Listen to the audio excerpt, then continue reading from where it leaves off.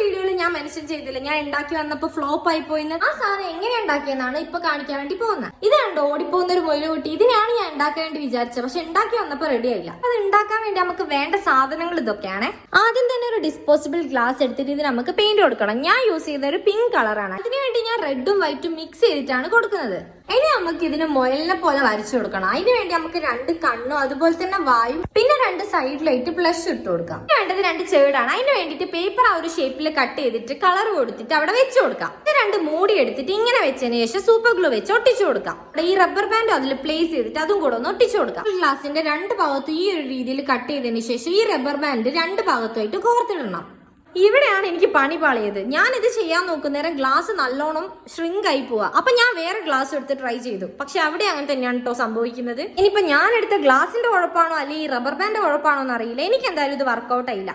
നിങ്ങൾ എല്ലാവരും ഒന്ന് ട്രൈ ചെയ്തിട്ട് അഭിപ്രായം പറയണേ.